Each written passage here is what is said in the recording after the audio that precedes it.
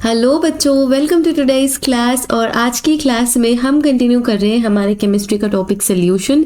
आज के लेक्चर में हम पढ़ने वाले हैं vapour pressure of solution of solid in liquid. हमने प्रीवियस लेक्चर में क्या पढ़ा था? हमने लिक्विड इन लिक्विड पढ़ा था। आज हम देखेंगे कि सॉलिड अगर है लिक्विड में तो वेपर प्रेशर क्या होगा। ठीक है, so this is our another important class of solution that consists of solid dissolved in liquid। तो अब यहाँ पे आप देख रहे हो solid is dissolved in liquid, तो solute और solvent क्या होगा? liquid है solvent and solute है solid। प्रीवियस लेक्चर में हमने क्या पढ़ा था? बहुत कुछ पढ़ा था। अगर प्रीवियस लेक्चर आपने नहीं देखा है तो वो कंप्लीट करके ये पढ़ना बच्चों। सो हमने क्या देखा था? लिक्विड, तो इसमें solute भी लिक्विड था और solvent भी लिक्विड था। ठीक है, इसमें क्या देख रहे हैं हम? इसमें most of the time solids क्या होंगे? सल्यूट होंगे, जो कि कॉन्सेंट्रेशन में कम होते हैं। कॉन्सेंट्रेशन या फिर अमाउंट बोलना चाहिए, जो कि अमाउंट में कम होते हैं। ठीक है, ये अमाउंट में कम होते हैं, इसी वजह से सल्यूट होते हैं, अमाउंट में कम होते हैं।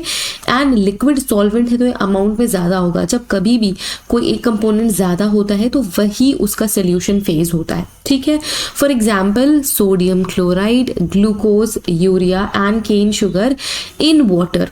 ठीक है, and iodine and sulphur dissolve in carbon disulphide. तो ये सारे क्या है? ये सारे एग्जाम्पल है बच्चों कि हम किस तरीके के सॉल्वेंट को देख रहे हैं, किस तरीके के सॉल्यूट को देख रहे हैं। सो सॉलिड्स इनटू लिक्विड्स को देख रहे हैं। ठीक है, अब आप देखोगे कि जो कुछ फिजिकल प्रॉपर्टीज़ होती हैं इन सॉल्यूशंस की, वो बहुत ज़्यादा डिफरेंट होती है as compared to pure solvents. ठीक है, आप एक सोल्यूशन देखोगे और आप प्योर सॉल्वेंट को देखोगे तो प्योर सॉल्वेंट की प्रॉपर्टी डिफरेंट होगी और सोल्यूशन की प्रॉपर्टी डिफरेंट होगी।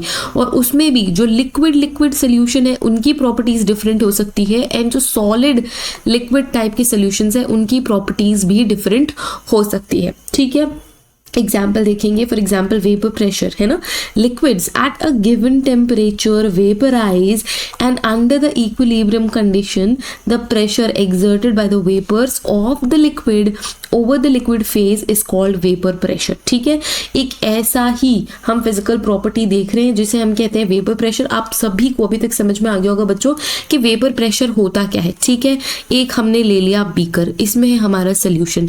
ठीक है, प्योर सोल्यूशन की मैं बात करूँ, यहाँ पे हम प्योर सोल्यूशन ले रहे हैं, लेट्स से पानी है ये सिर्फ। ठीक है, ये कंटेनर हमारा क्लोज्ड है क्योंकि हम वेपर को बाहर भागने नहीं देना चाहते। अब आपने क्या अप्लाई करी? आपने हीट अप्लाई करी बच्चों। जब आप हीट अप्लाई करोगे तो ये गैसेस फॉर्म में कन्वर्ट हो जाएंगे, वेपर फॉर्म में कन्वर्ट हो जाएंगे, है ना। अब जब ये वेपर फॉर्म में कन्वर्ट हो गए तो प्रेशर एक्सर्ट करेंगे। ठीक है, pressure. Hello future forensic experts, अगर आप BSc MSc integrated forensic science में एडमिशन लेना चाहते हैं और एनएफएसयू एनएफएटी एग्जामिनेशन की प्रिपरेशन कर रहे हैं तो आप हमारा कोर्स ज्वाइन कर सकते हैं। हमारा कोर्स अवेलेबल है हमारे एप्लीकेशन पे, जिसे आप प्ले स्टोर या ऐप स्टोर से डाउनलोड कर सकते हो। किसी भी डिजिटल डिवाइस में इसे आप डाउनलोड कर सकते हो और देख सकते हो। हमारे स्पेशल कोर्स में आपको मिलेंगे recorded video lectures, doubt solving live classes, unit test, mock test, notes. अगर आप हमारे नोट्स फॉलो करोगे तो आपको कुछ भी और फॉलो करने की जरूरत नहीं है। एंड इसके साथ ही साथ आपको मिलेंगी perfect strategy to crack your examination in the first attempt. So don't forget to join our course. And अगर आप हमसे बात करना चाहते हो so you can text us in WhatsApp support number, वो भी आपको डिस्क्रिप्शन में मिल जाएगा। So don't forget to join. Exert करेंगे, सो इस प्रेशर को ही हम क्या कहते हैं? इस प्रेशर को ही हम वेपर प्रेशर बोलते हैं। और ये सॉलिड इन लिक्विड्स में अलग होता है और लिक्विड इन लिक्विड्स में अलग होता है बच्चों। वेपर प्रेशर समझ में आ गया? अंडर इक्विलिब्रियम, लेट्स से ये जो दोनों ही मतलब जो दोनों ही सिचुएशंस है, चाहे वो वेपर फेज में हो या फिर लिक्विड फेज में हो, वो दोनों इक्विलिब्रियम में है। ठीक है, एंड जब वो वेपर प्रेशर एक्सर्ट करता है लिक्विड फेज में तो उसे हम बोलते हैं वेपर प्रेशर। ठीक है, in a pure liquid the entire surface is occupied by the molecules of the liquid। yes, अगर कोई प्योर लिक्विड है, कोई प्योर लिक्विड सोल्यूशन नहीं है तो जो गैसेस फॉर्म होगा वो भी उसी ही प्योर लिक्विड का होगा, है ना। और उसके मॉलिक्यूल्स भी उसी पर्टिकुलर प्योर लिक्विड के होंगे, सारा सरफेस वही ऑक्यूपाई करेंगे। But in a non volatile solute, let's say आपने उसका सोल्यूशन बना दिया, आपने सल्यूट ऐड कर दिया। और कैसा सल्यूट ऐड किया भाई? नॉन वोलेटाइल मतलब ये किस में कन्वर्ट नहीं होंगे? ये गैस फॉर्म में कन्वर्ट नहीं होने वाले हैं। It is added to a solvent to give a solution, the vapor pressure of the solution is solely from the solvent alone. ठीक है बच्चों, ध्यान से समझो. चलो स्टेटमेंट्स तो बाद में पढ़ते रहना, डायग्राम से समझते हैं. लेट्स से ये क्या है, ये मेरा प्योर लिक्विड है, इसमें कुछ भी नहीं है. फॉर एग्जाम्पल इसमें सिर्फ और सिर्फ पानी है. जब आप इसको हीट करोगे तो ये वेपर्स में कन्वर्ट हो जाएगा, और ये जो वेपर्स हैं ये सिर्फ और सिर्फ H2O के वेपर्स है ना, क्योंकि इसमें और कोई कंपोनेंट ही नहीं है, सिर्फ H2O है. तो ये जो वेपर फेज में कंपोनेंट है ये लिक्विड होने वाला है. ठीक है, अब दो कंडीशन हो सकती है. आप इसमें सल्यूट ऐड करोगे तो या तो वो नॉन वोलाटाइल सल्यूट होगा या तो फिर वोलाटाइल सल्यूट होगा. ठीक है, चलो कलर चेंज कर लेते हैं. लेट्स से आपने उसमें नॉन वोलाटाइल सल्यूट ऐड कर दिया, अब फॉर एग्जाम्पल हम यही मान लेते हैं भाई, आपने चीनी ऐड कर दिया, आपने शुगर ऐड कर दिया. तो जो येलो है उसको समझो आप ये वाटर है, H2O, येलो इज H2O, यानी जो ब्लू मैंने मॉलिक्यूल्स बनाए ये है शुगर. ठीक है, ये है शुगर.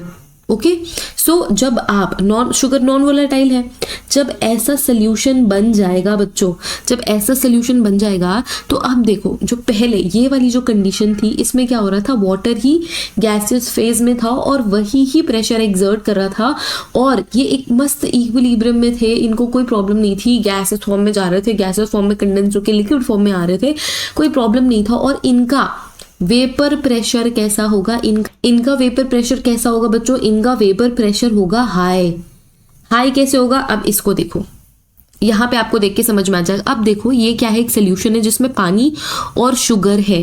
तो जब आप इसको हीट करोगे, ठीक है, जब आप इसको हीट करोगे, एक सेकेंड, जब आप इसको हीट करोगे तो जो वाटर है बच्चों, जो वाटर है वो बड़ी मुश्किल से जगह बना के निकलेगा, बोलेगा शुगर को भाई थोड़ा साइड दो, मुझे क्या बनना है, गैसियस फॉर्म में कन्वर्ट होके ऊपर जाना है.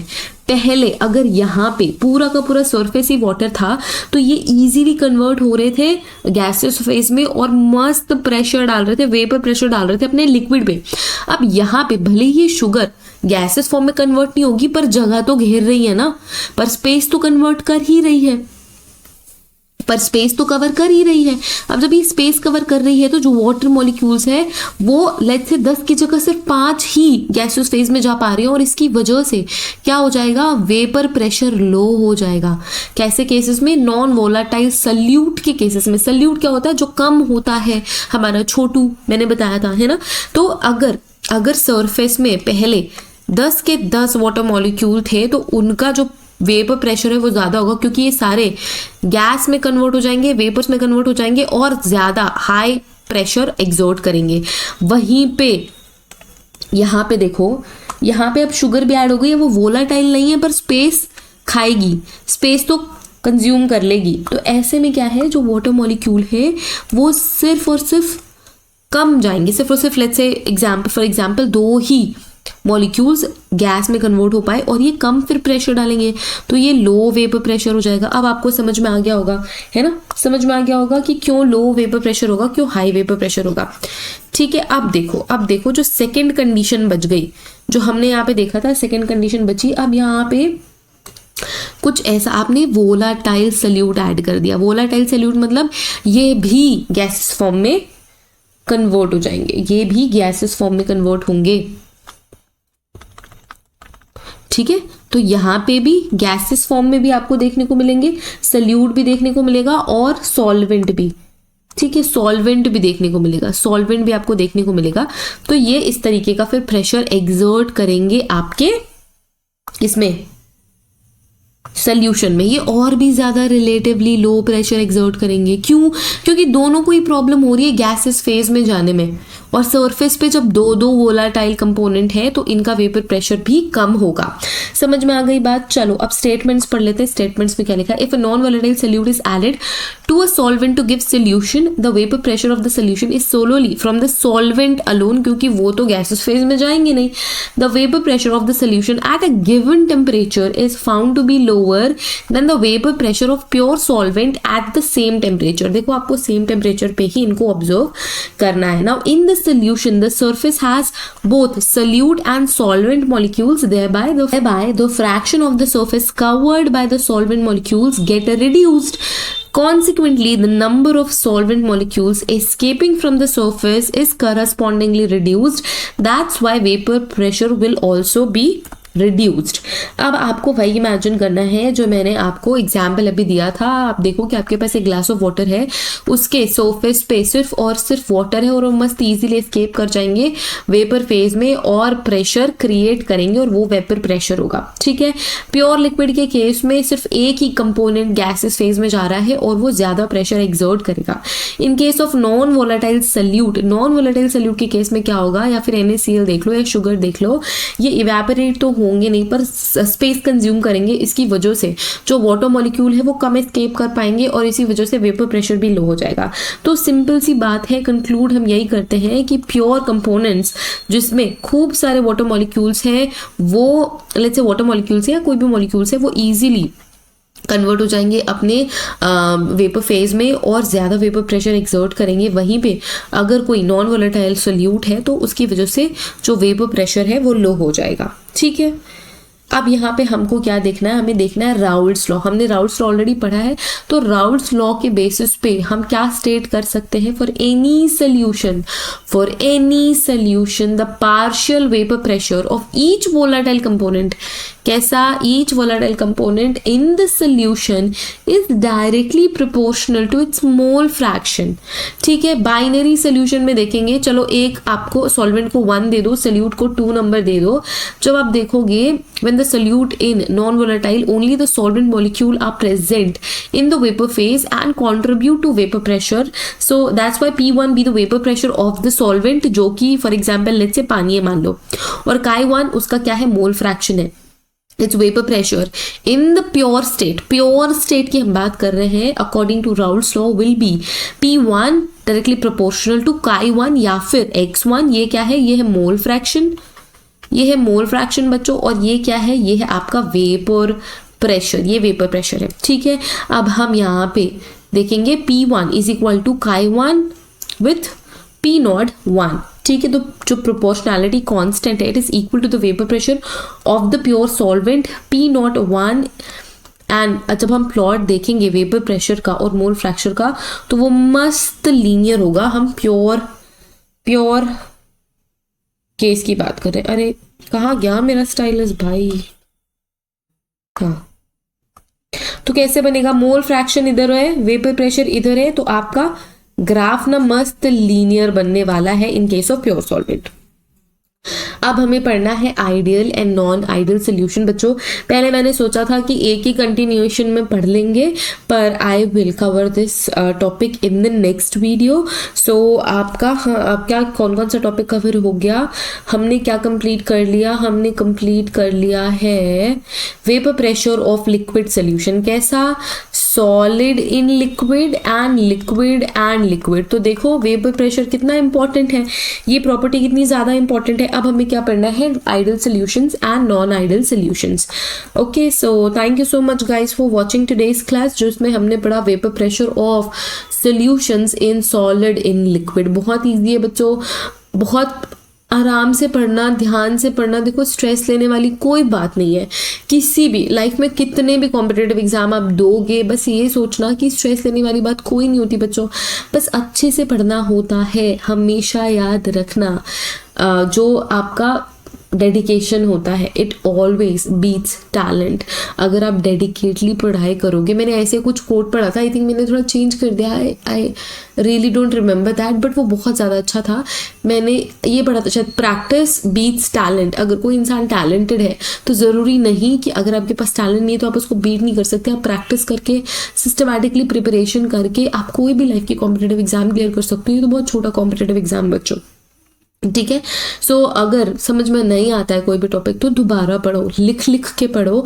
लिख लिख के पढ़ने का जो मेथड है ना, ये आप पेरेंट्स से पूछ लो, उनके पेरेंट्स से पूछ लो, दादी नानी से पूछ लो। बचपन से आपने सुना ही होगा कि जब कभी कोई चीज़ समझ ना आए ना तो उसे लिख लिख के पढ़ो, ब्रेक कर करके पढ़ो, तो वो चीज़ बहुत ईजीली समझ में आ जाएगी, बहुत ज़्यादा ईजिली समझ में आ जाएगी। दुनिया में ऐसी कोई भी चीज़ नहीं है जो आप सीख नहीं सकते, है ना। So yes everyone, I will see you all in the next lecture. बहुत अच्छे से पढ़ाई करो बच्चों, कोई डाउट हो, क्वेश्चन हो, क्वेरी हो, just get in touch with me ताकि हम वो डिस्कस करके सॉल्व कर लें। ओके बाकी तो जब हम MCQ सॉल्व करेंगे मस्त इजी हो जाएगा सब, और फिर एग्जाम की तो कोई टेंशन ही नहीं बचेगी। फिर वेट करेंगे हम कि कब एग्जाम है हमारा, है ना। चलो बाय बाय।